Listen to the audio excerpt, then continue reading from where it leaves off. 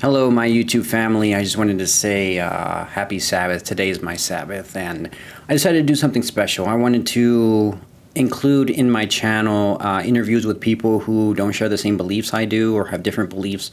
But the thing is, like, I base everything I believe in on the Bible and only on the Bible. And I wanted to interview people because, they might say things that you might agree with, and they might say things that you might not agree with. But I want to see where people come from, because in order to help people, you have to know what they've experienced.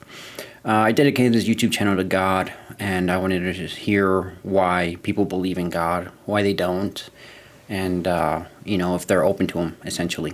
I really hope you enjoy the interview between me and my neighbor, Wes. I learned a lot about him, and I hope that you can learn something from this interview. May the Lord Jesus Christ bless you all, and please enjoy. Okay, let's get settled here. All right, Wes, how you doing? I'm doing great. Awesome. How's your day going? Just a little bit tired. I just woke up about an hour ago, so. Of course. Waking up still. Well, I wanted to thank you for being on my channel. You are my first guest, and this is my 50th episode. Oh, from the get-go. Glad to be here. I'm glad.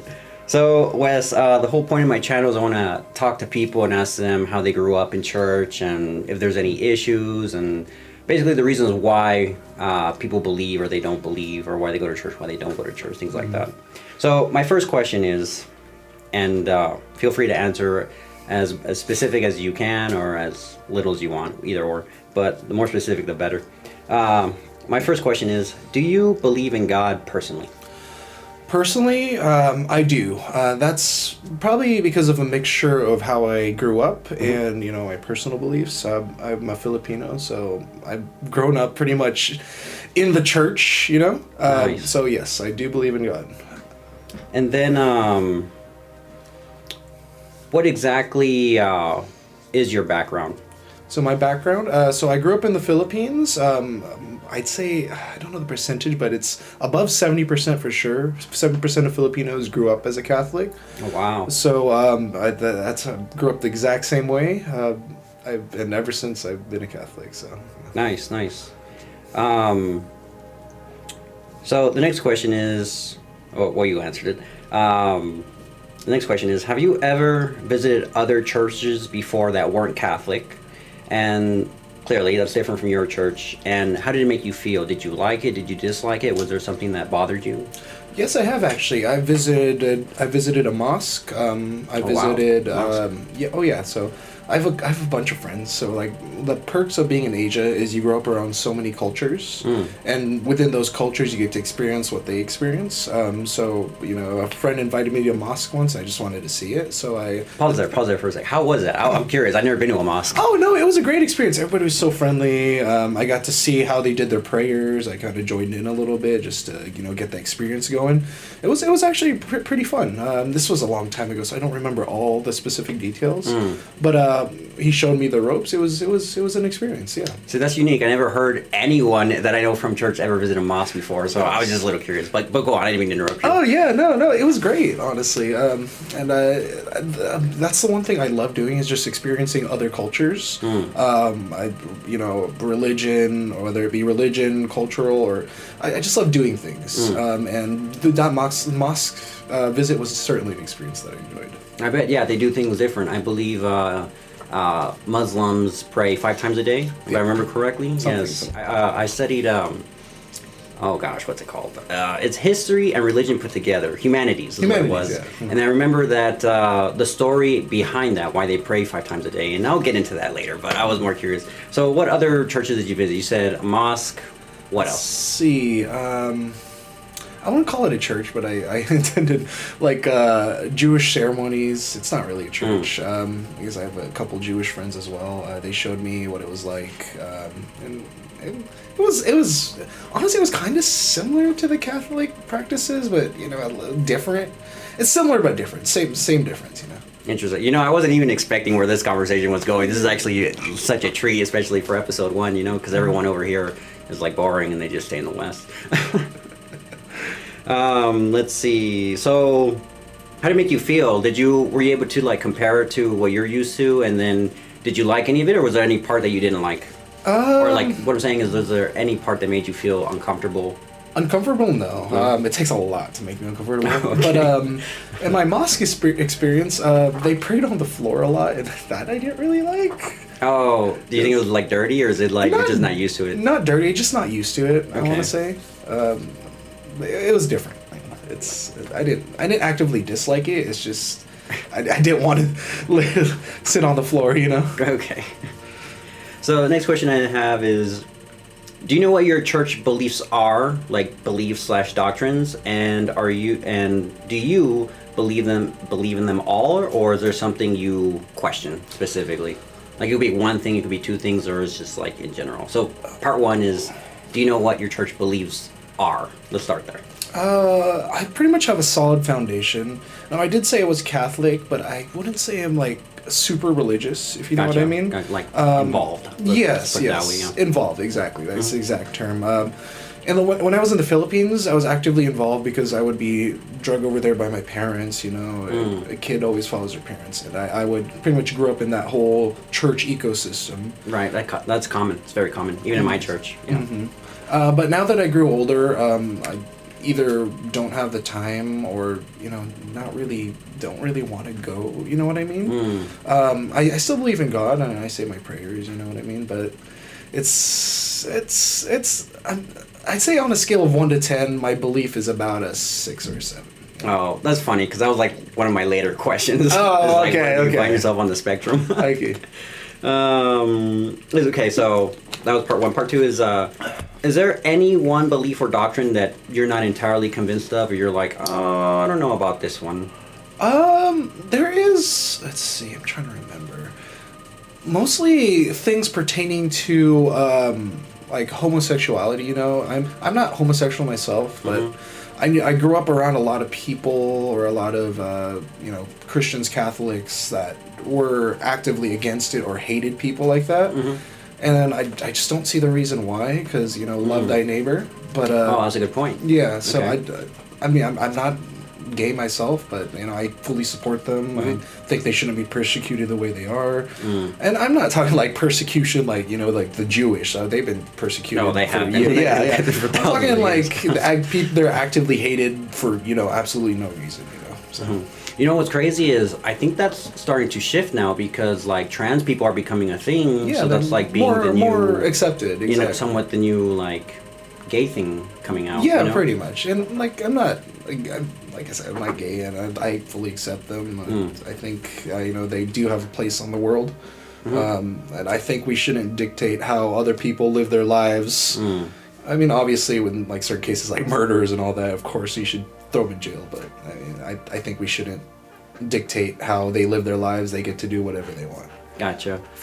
So you don't like how the Catholic Church goes about homosexuality? Yeah, pretty much. much. Like their view on it. Let's say. Well, Yeah. Okay. Like nowadays, it's been more like Pope Francis. He kind of like a little more open, a little more like liberal. You know what I mean? Right. But it's certainly it's changing. I want to say for the better, but they're still a little bit stuck in their, you know, ways. You know, I never told you this, but I've had friends who go to my Bible studies before, and one of the things that kind of made them Christian was they were each like hurt by the Catholic Church because everyone grows up Catholic. Now I don't know if it's the same Catholicism in the Philippines as it would be here, but for whatever reason, they say something and then, you know, like it sticks with people, you know. And one of the things I wanted to ask, well, okay, so we're gonna get back to the church hurt in a minute, but one of the things I wanted to ask is, do you have friends that go to a different church, or do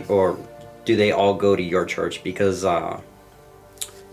when you grow up in my denomination specifically, all my friends who grew up, they're like first, second, third, no, they're like second, third, fourth, fifth generations, and all their friends go to the same church. You know, they have no exposure to any other. And then one time a pastor asked, do you have any friends that don't go here? And they all like thought about it. They're like, no. They're like, oh no. And then my question is, do you think that's a problem if you're just in the same environment? I'd say It kind of is. Like, I feel like you should get out there, experience other, doctrines or other churches. Like, I've been to several Filipino churches and several churches here in America, all Catholic, but it's the same mostly. The flow of the mass is the same, but there's certain like quirks with different priests, different churches in general that you get to experience. You kind of see things in a different way, and especially if you're getting new priests, you can kind of get different like sermons, different like how they talk at the end of the gospel. It's good to experience like different perspectives from different priests. Is what I'm trying to say. Yes. I'm trying to follow along. What do you mean, like parts at the end of the gospel? Oh, so like an example. So that's yeah. So like at the end of the gospel, they say the gospel, and then they try to explain what it means or what they think it means, how they interpret it. You mean like the books in the gospel, or yes. at the very end of the Bible? Yeah. Something like that. Okay. I see what you're saying. Okay, that makes sense. I was like, which part? Okay, but so basically, people need to get out there and get a little bit experience. More yeah, exactly. Exposure to different things. One thing I wanted to say is before Jesus even like won people over, he was always trying to be their friend first. I don't know if you noticed that. And then I felt like that's why people followed him more than like any religion or because they were told. But next one is so as of right now, do you go to church, and why do you go to church? So like you were saying, I might go because it's an expectation. I might go because my parents tell me to go. So I've heard I only go because my friends go. So if their friends don't go, they don't go, right? So do you go to church? And if so, why do you go to church? Or if you go to church, what motivates you? So as of now, I actually don't actively go to church. Okay. Back then, it was more of an expectation to go to church, especially if you grew up in a Catholic family. They're like, you need to go to church. You need to stay true to your faith. So back then, I'd say I was an active participant. Nowadays, I'm either too busy because I usually work Sundays. True. Or I just if I do have a Sunday off, I don't really want to go. So what was the part 2 to that question again? Okay, so if you go to church, right? And then why do you go to church? But you already answered the why. So next question is, were you ever hurt by your church? I threw a recent video on my channel, and I don't have 90 subscribers, but I had 90 views. So I would assume that that's one area that no matter how you grow up, eventually it's like bound to happen, and then that's kind of like a make it or break it. So I don't know if you ever done any surfing, but there are people who love surfing that even if they get bit by a shark, they still want to continue. And there are some people who get bit by a shark and they're like, nope, I've had enough. So I wouldn't say I've ever been hurt by the church. My church experience has been entirely positive. I've had priests in the Philippines who've been entirely supportive, who've been great mentors. In America, I haven't really met anybody like that, but mostly because I haven't really actively sought it out. Like when I was in the Philippines, I was a teenager, looking for some guidance. Right, makes sense. Yeah, so that's the time. Exactly. So I was given that while I was in the Philippines. Here, it's I just never sought it out because I never really needed it. I have friends, I have family to guide me there.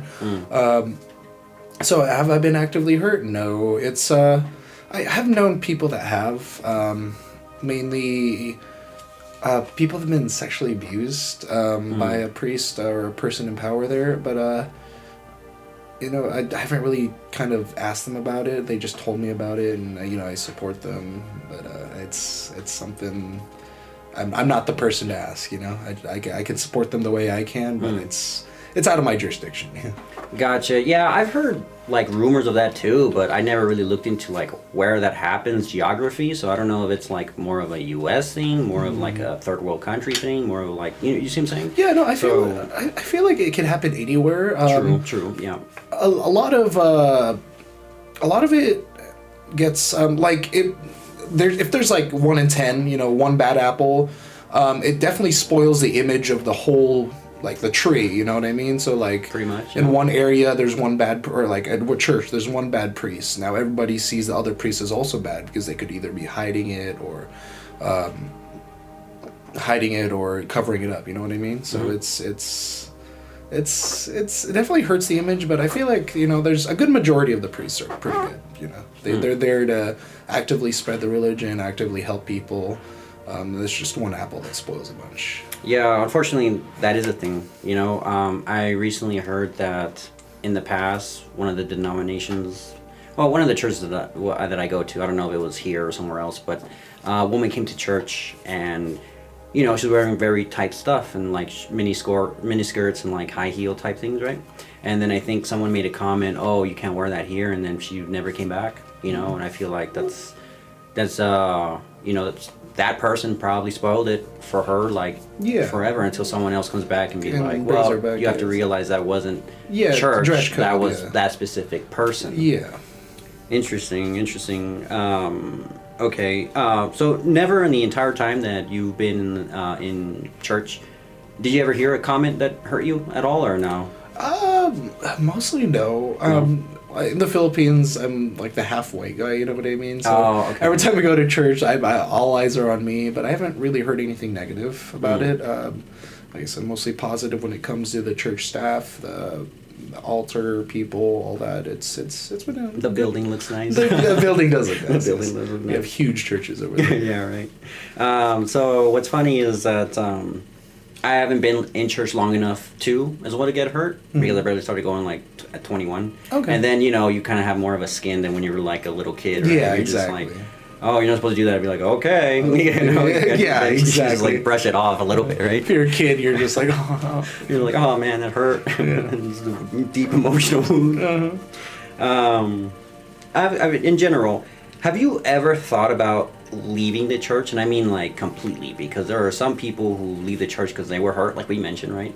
And there are some people who just like, they're not convinced for whatever reason, and then they leave. Or there's some people who grew up in the church for a long period of time, and then they are like, you know what, I think I want to try something else.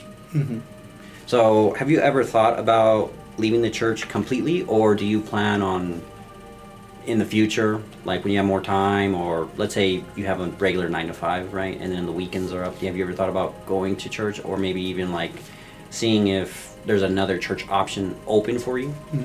I've never really thought about leaving the church entirely. I plan on, still remaining faithful, but I guess if we're talking just like about going to church in general, I'd say I've already done it. I haven't really been to church in a while, but I still remain faithful. I think you don't have to go to church every single time if you want to believe in God. I mean, you can believe in God however way you want. Don't have to be forced to go. Because I've read the Bible, not entirely, but I know pretty much a lot of the scriptures, a lot of the readings. So I'd say I've already left the church. I'll leave it at that. Yeah. Gotcha. What's funny is you keep diving into the questions I got for you in the future, my dude. You gotta wait for me to present them before you just throw them out. Foresight. That's a foresight. I know, right? Okay. In general, right? So I think people look in the bad of anything, right? So I would ask, what do you think would make church better? Not necessarily a Catholic church, let's say church in general. Church in general. Ooh, that's a good question. Or from what you've experienced, what do you think would make church better? Personally, just so that way you can think, I enjoy my church because we have a basketball gym, and then it's so close to like all the churches in the area that I always ask, hey, after church, you guys want to go ball up? And then most people are like, yes, I do. Plus, it's also a good opener for people who aren't, used to going to church.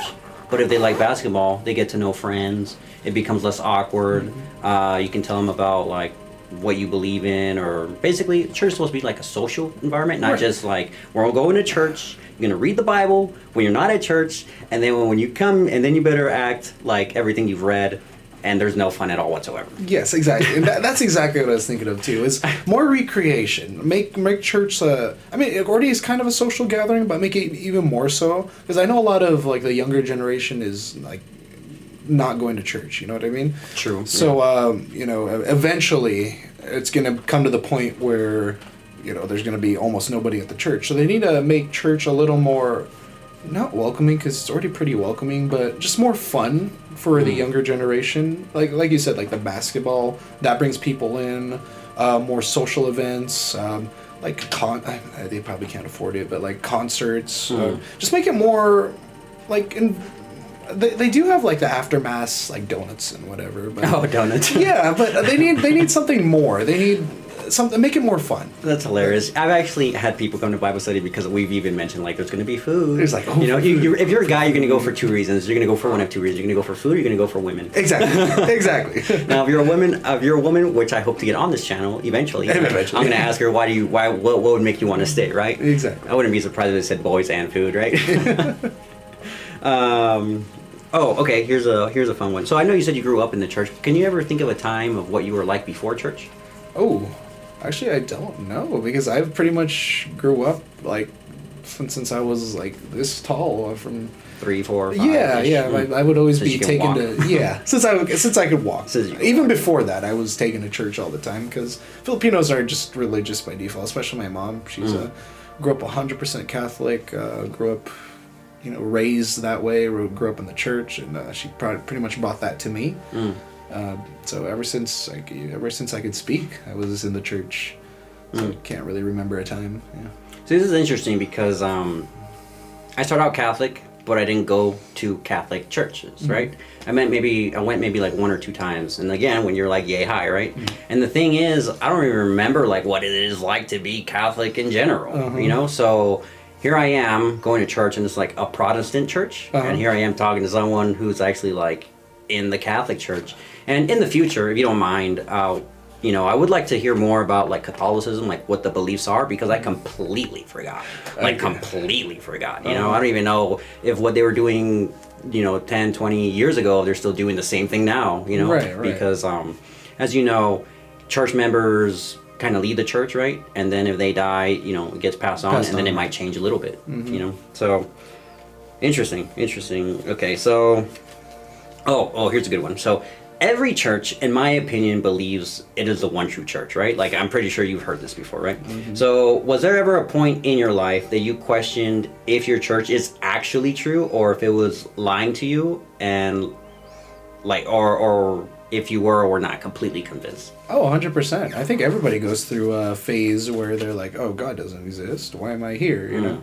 I went through that, especially in my teenage years. I was pretty much right? Like that's also the time frame. Exactly. I was rebellious, an adamant atheist at the time. So you can kind of see why my kind of faith went down. It went down like to 0, and then it went back up. When I was a teenager, I was an adamant. I was against religion at the time too. I was like, "Oh, religion caused all these problems."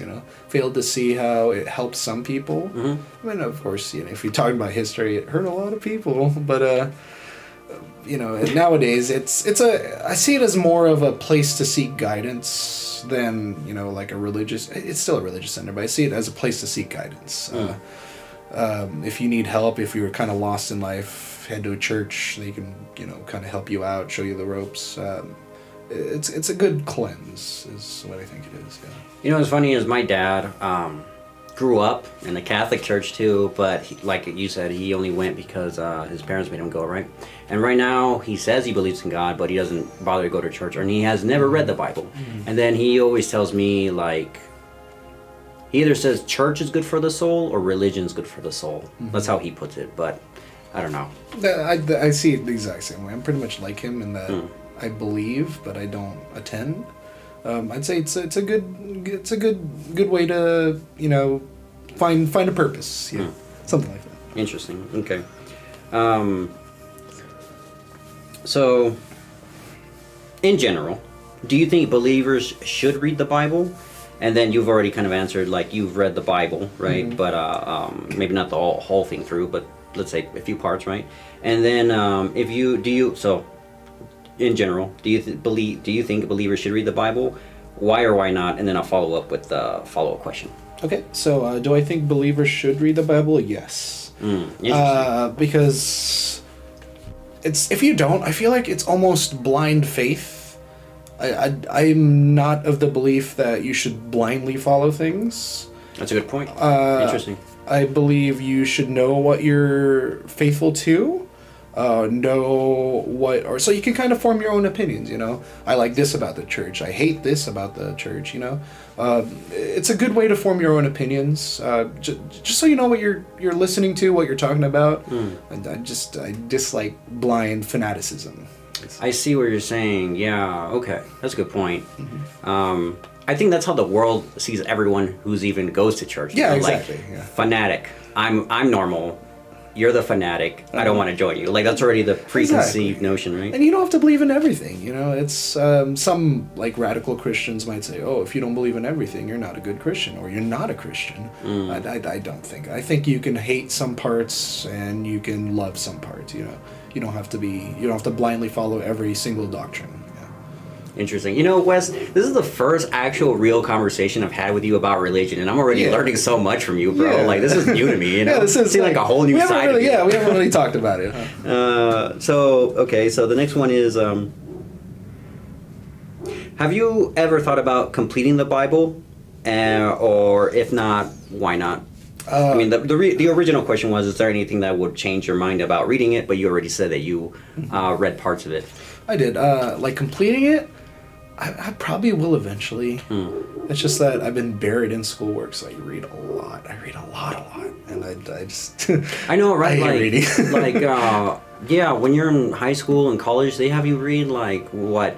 Romeo and Juliet, Catcher in the Rye, what's that other one? Eli Wiesel's Night, you know? And then in college, you're just pure reading textbooks, and then after a while it gets old. It gets tired. So I'd say once I grow up, as I've not already grown up, once I get older, once I get more time, I do plan on finishing it, just to form my entire opinion about it.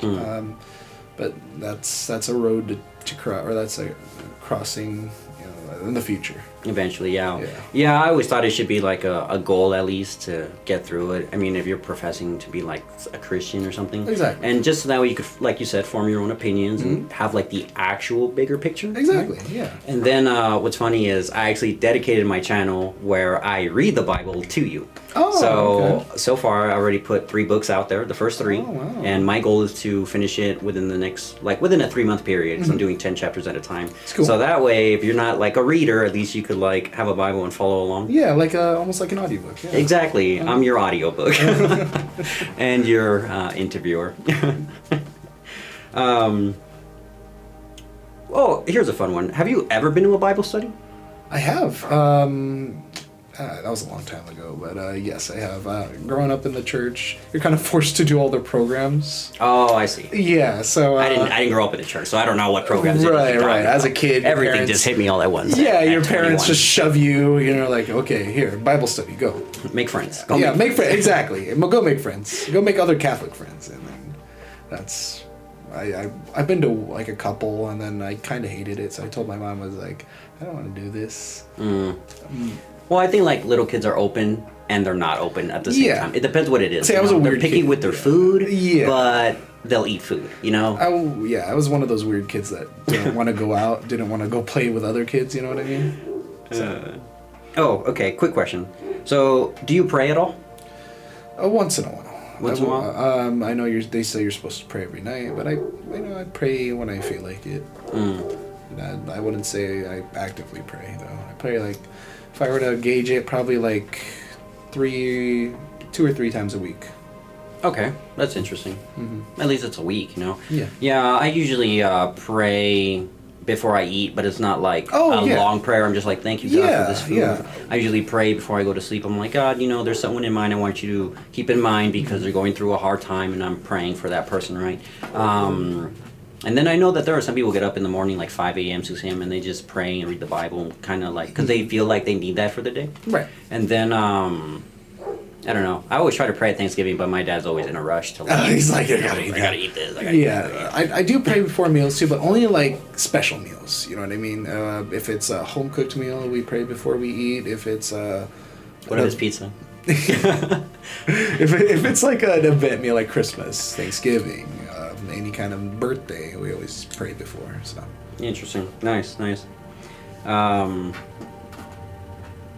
Okay, so this was the question I was getting at. Where do you see yourself spiritually on a scale of I believe to I'm traveling the world and telling people about my God, my faith, my belief? Okay, so that's the spectrum. Yeah, so I'd say, yeah, I believe. It's like 1 to 10, like a 6 or 7. It's, I believe, but they're, like, I'm questioning. Like, I think the term's agnostic, or is it something else? So a Gnostic is a person who's not entirely sure God exists, right? But they lean in the direction that he does.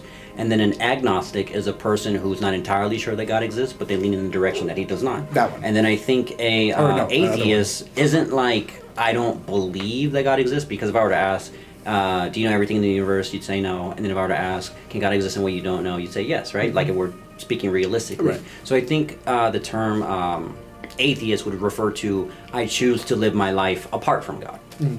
So, I guess I just haven't been a part of God for a while. Like, I wouldn't say I'm an atheist, because I do still believe in God, but I'm leaning towards the, does he really exist? I see. Okay. That's interesting. That's interesting how you put it. So far, those are all the questions that I have, and I plan on asking every person on this show who comes, and I consider my channel a show, and this is an episode, it's right? like a talk show. Yeah, and I plan on asking everyone this just because I wanted to have a general understanding. The other thing is I was hoping to get like atheists on here too, because I don't know if you've ever heard, but if you ever hear someone say, oh, I believe in like the universe or something like that. Yes. And I never truly understood what they meant, because like I believe the universe exists too, because from what I read in the Bible, God created it. Now, if I could get like some sort of universal wisdom or something from that, that's a completely different story. You see what I'm saying? Yeah, I could kind of give you the perspective, because I was one for a while. Okay, let's hear it. Let's see. So, when I was an atheist, a lot of atheists don't see, they completely disregard religion. So they think they're people who support it are loony. They think people who support it are, not bad people, but are unrealistic or blindly following it.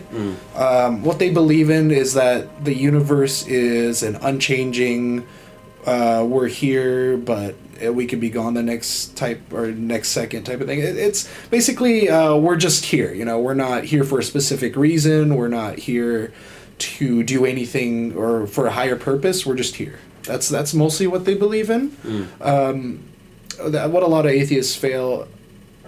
How I like to see is, before I hate something, I research it. So like, that's fair. Like a lot of Christians don't like Muslims, right? But I don't see a reason why not, because they're they pretty much are very close, like history wise, they're very close to each other. So I don't think they should be like hating each other. I'm kind of going off topic here, but what I'm trying to say is that a lot of atheists don't look into religion because they just actively disregard it.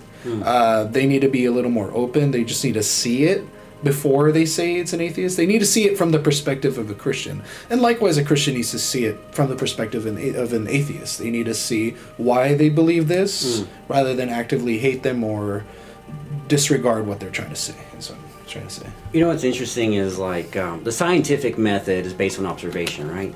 But but there are things that exist without you being able to see. Like you can't see the wind. Maybe like on a cold day, you could hear it. But you can, but you can't see it, right? And then like from a Christian perspective, it's like in a way, most of it is a leap of faith. So like for example, you know how like the Bible says that God created the universe? If you have a hard time accepting that, then you'd have a hard time accepting any of the miracles moving forward. You see what I'm saying? Right, yeah. So in a way, you have to have some faith, a little bit, to believe, right? Now, if you were to explain to an atheist, like, okay, the universe happened, but you can't explain like where the energy and all that came from, that's going to be a tough one to get over moving forward a little bit. Yeah. It's just from the lack of knowledge the current human species has of the universe that we don't know. But it's like, it's not one or the other. They could coincide. Like the Big Bang created the universe as a burst of energy. Who's to say that God didn't do that? So it's not like I've seen a lot of Christians. Another thing, I was raised as a evolutionist, or not an evolutionist, a creationist. So in the Philippines, they still teach that there, which is surprising to me. Okay, so by creationists, you mean I mean, like we didn't created- evolve for the money from the Adam and Eve story. Okay, that's what you meant. Yeah, but also we didn't evolve. Like anti-evolution is how I was raised, and that was they taught that in schools, and that was kind of crazy to me at the time. So that's also kind of the reason why I kind of. Oh wait, that they taught that in Filipino, in like a Filipino in school. Oh, they teach religion in school, like public schools and private schools. Like over there? Yeah, they do. Oh, that's a trip, because over here I grew up and there's like no God, and then there's like the Big Bang, right? Yeah. And then like evolution is like, you know, before you were like a chimpanzee and then you Yeah. became a human being, and then now it's like, no, you and the chimpanzee have a common ancestor. Yeah, you know, something like and that, then yeah. it's like now I don't even know what they teach. Now it's just like, what's a woman? Right? You see what I'm saying? Yeah. So yeah, I was taught that in high school, and I think that was crazy to me at the time. Because you know evolution's a scientific fact. You know, it's like we evolved from like a clump of cells to the fish, and then I don't know exact details, but we did evolve. Not just created out of nowhere. You know what I mean? So personally, I would lean towards the creationist point of view, and it's just because like if God exists, there's nothing He can't do, right? Yeah, exactly. So in my opinion, like if I'm created, it's because it's in His image. But the other thing is, like if evolution is real, how do you get the one cell? You ever wonder that? Yeah, so that's what I was trying to get to was it's not to say that they're completely separate. Right? I mean, they could kind of coincide, meaning we could be created as an evolving species by God. It's not to say that God didn't do this or He didn't do that. It's like He could have created us to evolve as a species. So like it's not completely out of reason to say that they just coincide, So that's my personal belief. Right. Interesting. Well, Wes, I don't have any more questions for you. I felt like you've answered them all, and I got more of an insight to you because we've been neighbors somewhat for a while. We never had any kind of conversation towards religion or anything like that. The other thing is I wanted to practice my interviewing skills because I used to be the person who, like, if you didn't agree with me, I'd be upset with you, right? And then, like, I'm not trying to be that person. Yeah, I'm trying to, like, be a little focus more on my impartial, listening and, yeah. like, hearing you out and then, like, just having a discussion. Right. And I appreciate you for taking the time to come out. Honestly, appreciate it. We've been talking for 36 minutes is what it looks like. And basically, before we close, do you have any questions or anything?